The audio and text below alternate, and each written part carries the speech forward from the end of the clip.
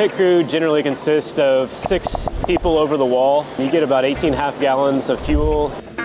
Fuel flows out of the fuel rig into my hose, then into the car. And then the air jack. When I plug that hose in, all that air pressure goes through the hoses into the jacks, raise the car up. Change 4 tires. You change your tire, put it back on, and away the car goes. And hopefully less than 7 seconds if you're good.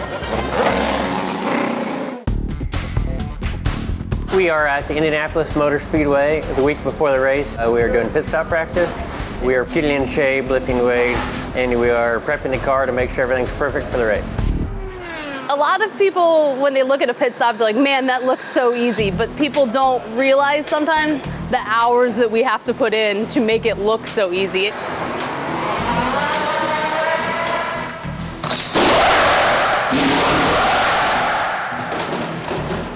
From the outside, a pit stop looks like chaos, but it's really very coordinated.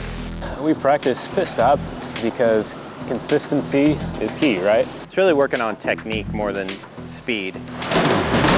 There might be a way a guy wants to put the tire on 2 hand versus 1 hand. We'll work those kind of techniques in and try and get that done here so that when we go to the racetrack, we know what we're going to do. The only thing you got to control is making sure you're not moving too fast. So pick it up, pull it back, square it up, and go on. Don't pull forward too soon. On my first day of training, I admittedly wasn't very good. There was potential there, but I've improved significantly. It went from probably like a 7 or 8 second stop to cutting it in half to like a 4.5 second stop now. I think you're good. Just slow it down. You're trying to go too fast. It all seems slow motion. Slow is smooth and smooth is fast. So if you're consistent and you're just go through the motions and you don't make any mistakes, and you're going to be faster than somebody who goes out there and just rushes through the whole process. We practice every day.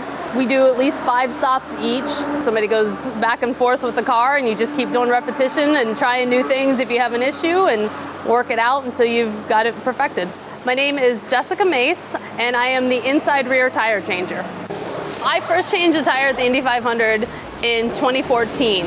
I saw the guys practicing, and that was something that was like, man, I really want to do that. I didn't touch a car for months. I just worked on a stationary machine and just kept going and going and going. I was like, this is something I really want to do. And I was able to change tires that year. And ever since then, I've been part of numerous pit crews. To make a successful pit stop, I gauge it on nobody's dropping a nut, air jack goes up when it should, and everyone's done before fuel. If you finish before fuel, then you know you've had a successful pit stop.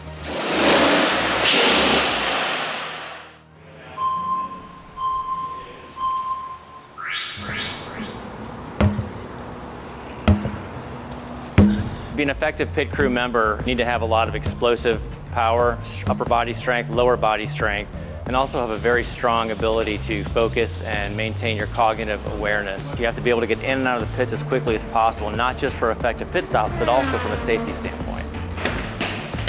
Going to PitFit, like it's huge. You're doing these hand-eye coordination things that a lot of the other teams aren't doing. My name is Grant Ritchie. For pit stops, I do the inside front tire. So strong.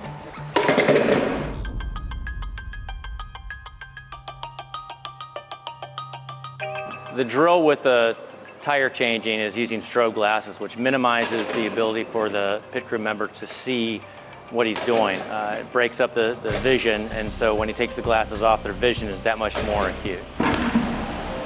The vector reaction ball drill is a visual recognition and decision-making drill where the athlete has to quickly respond to the color of the ball and then put it in the appropriate bucket. That helps them with the decision-making in a pit stop. It's cool because you're working out your mind and trying to improve your reflexes, which is half of what a pit stop is. There it is. An IndyCar pit crew is an incredibly physical job. The longevity of a crew member depends on their physical health and their wellness. If they don't have these qualities, then their career is going to be very short. I'm 51 years old. If it wasn't for this kind of training, I would be limping home every night or walking on crutches or probably already on a wheelchair. Good. That away, Rolando. Switch, right arm up. You look at the duration of what they're doing, and it's extremely short. That requires a lot of precision, a lot of strength and speed. These guys that are walking 20,000 steps a day during a race weekend before they even get to the pit stops in a race situation.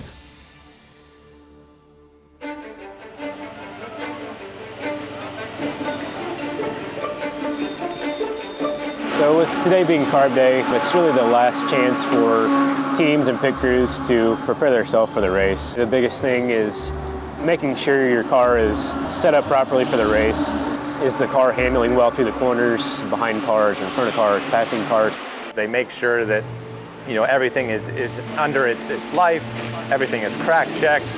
Most teams put a new, fresh engine for the race. I'd say the biggest differences between an IndyCar pit crew and a NASCAR pit crew. So on an IndyCar team, the guys changing the tires are also the ones building the car at the shop. When I strap into the race car and go into turn 1 at 230 miles an hour, you have full confidence that the car's built right. And then on his side, we gotta trust him that he's gonna come in the pit box safely and hopefully quickly, but mostly safely and not gonna hit any of us. Fortunately, I have a great pit crew that hasn't made any mistakes this year yet. They obviously need to be on point with their pit stops, just like I need to be on point with my driving.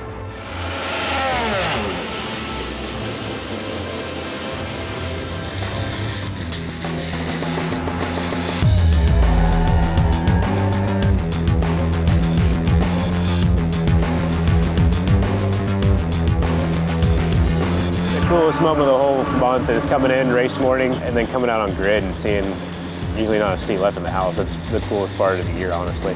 Drivers, start your engines!